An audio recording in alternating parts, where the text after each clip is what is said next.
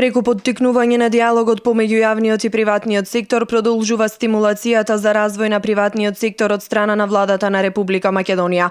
Министерот за финансии Кирил Миновски денеска во работна посета на компании во Битола и средби со стопанственици од регионалната стопанска комора со седиште во Битола, претежно представници од градежни компании. Министерот оствари посета на првата македонска компанија за производство на чипс Тиза и компанијата специјализирана за продажба на земјоделска механизација и трактори Хемометал. Представува задоволство да видите на кој начин се пласираат македонските производи, се искористува потенцијалот на земјоделците од регионот на Пелагонија, се преработува македонскиот производ во еден финален производ.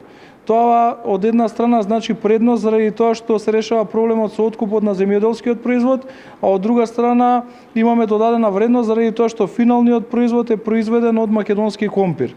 Тоа е начинот на кој што треба да ја развиваме вертикалната интеграција во процесот на производство во најголем дел од компаниите кои што се занимаваат со преработки. При посетата на компанијата за продажба на земјоделска механизација и трактори, министерот и сопственикот на оваа компанија истакнаа дека во изминатиот период голем број на земјоделци од овој регион, но и од целата земја ги искористија поволностите за набавка на нова земјоделска механизација. Се покажува дека политиките со кои што се субвенционира набавката на земјоделската механизација, претходно 50-50, а во наредниот временски период 60-40, тоа подразбира 60% учество на државата, 40% на индивидуалниот земјоделски производител, даваат конкретен придонес во примената на современите методи на обработката на земјоделските површини, заради тоа што крајна цел на сите политики кои што ги спроведуваме е зголемување на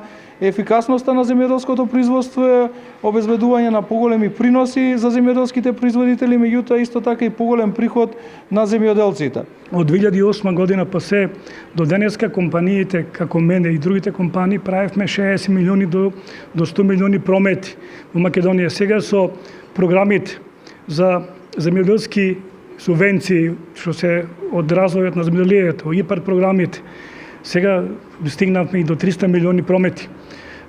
Кооперантите, сите фармери кои досега маки маче со стара механизација која не беше исплатлива, која не е ни конкурентна, ги добиваат опремата и тракторите преку 300 до 500 годишно. Тоа е бројка која што стварно ги одржува во развој и ствараме поконкурентни фирми и задруги во кои што може да се пофалиме, да можеме да вршиме и извоз на наши производи. Миновски исто така посочи дека владата ќе продолжи со поддршка на македонските компании со водење на политика на ниски даноци и помош и поддршка за поттикнување на извозот од Македонија.